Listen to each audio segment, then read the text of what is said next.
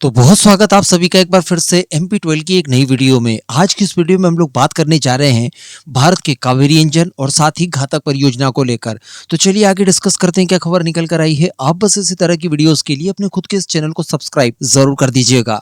तो देखिए, काफी लंबे समय से प्रतीक्षाएं की जा रही थी कि भला कब घातक UCAV के प्रोटोटाइप में हम लोग कावेरी इंजन का इंटीग्रेशन करेंगे, उसकी फर्स्ट फ्लाइट कंडक्ट कराएंगे और कब इसके मल्टीपल टेस्ट हो जाने के बाद इसका मास प्रोडक्शन करके भारतीय वायुसेना में इसे इंडक्ट करवाएंगे। जब हम लोग घातक का टेक्नोलॉजी डेमोन्स्ट्रेटर यानी स्विफ्ट UCAV पूरी तरह से तैयार कर चुके हैं, उसके मल्टीपल टेस्ट भी हम लोगों ने कंप्लीट कर लिए हैं, सारी टेक्नोलॉजी को वैलिडेट कर लिया है, तो फिर भला और प्रॉब्लम बीच में कहां आ रही है? क्यों अभी तक इस परियोजना को मंजूरी नहीं दी गई थी?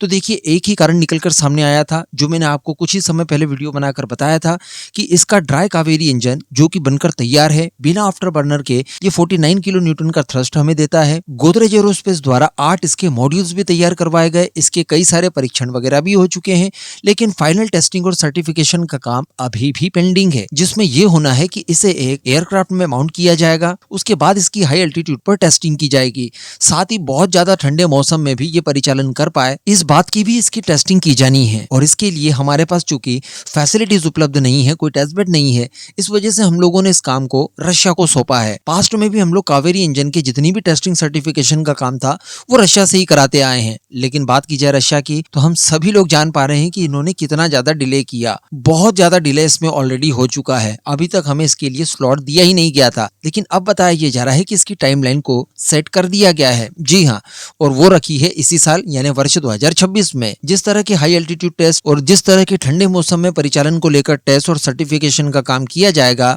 इसको लेकर बताया जा रहा है कि भारतीय रक्षा मंत्रालय द्वारा घातक UCAV के लिए ड्राई कावेरी इंजन के सर्टिफिकेशन के लिए 2026 की टाइमलाइन सेट कर दी गई है।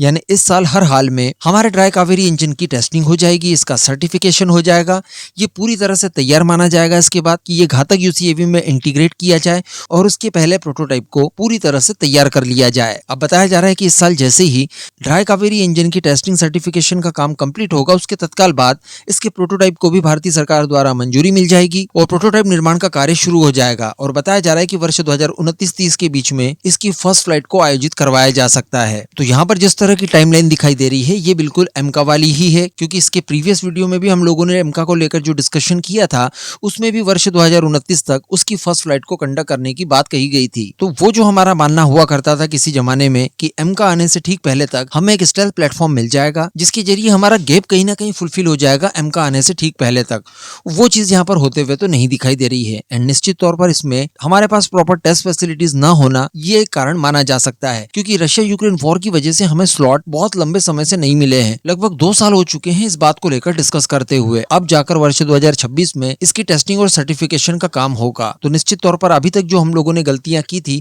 और इसके लिए प्रॉपर टेस्ट फैसिलिटीज तैयार नहीं की थी, उसका खामियाजा हमें यहाँ भुगतना पड़ रहा है। हालांकि चिंता वाली बात नहीं है, इस तरह की सभी फैसिलिटीज हमारे नए इंजन के लिए उपलब्ध होंगी भारत के अंदर ही। फिर ग्राउंड टेस्टिंग हो या हाई एल्टीट्यूड पर टेस्ट करना हो, सभी तरह के टेस्टिंग फैसिलिटीज और टेस्ट बेड तैयार किए जाएंगे जब एमका मार्क 2 के लिए DRDO की GTRE और फ्रांस साफरान के बीच में इंजन को लेकर डील तय होगी तब। तो देखने के लिए यहाँ पर ये मिल रहा है कि हमारे दोस्त, उसमें भी हमारे सबसे बड़े दोस्तों में से एक रशिया, उसने हमारे इंजन प्रोग्राम को वास्तविकता में बहुत डिले करा दिया। अगर आज से साल भर पहले भी इसका स्लॉट मिल गया होता तो निश्चित रूप से ये काम और तेजी से हो सकता था। इस पूरे मुद्दे पर अब आपका क्या मानना है, नीचे कमेंट करके जरूर बताइएगा।